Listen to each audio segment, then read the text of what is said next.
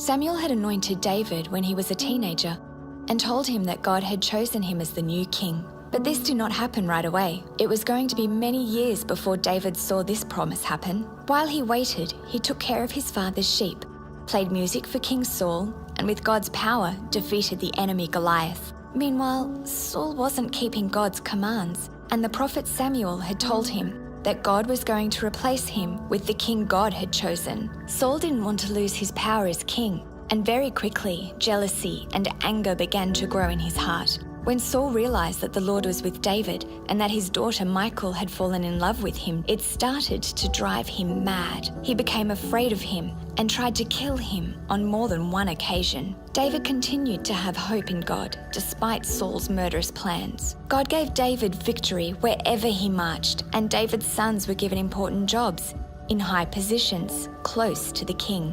One of David's toughest challenges was when one of these sons, Absalom, conspired to take over David's royal rule. Absalom convinced the people to declare him as king instead of his father. David had to flee from Absalom for his own safety. At that troubled time, David penned this psalm.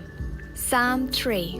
Lord, how many are my foes? How many rise up against me? Many are saying of me, God will not deliver him. But you, Lord, are a shield around me, my glory, the one who lifts my head high. Arise, Lord, deliver me, my God. Strike all my enemies on the jaw. Break the teeth of the wicked. From the Lord comes deliverance. May your blessing be on your people. David knew that God's name was high above that of any enemy. In troubled times, David's hope was in God.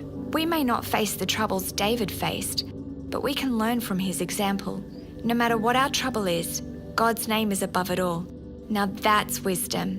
God's word, the Psalms, give us wisdom for life.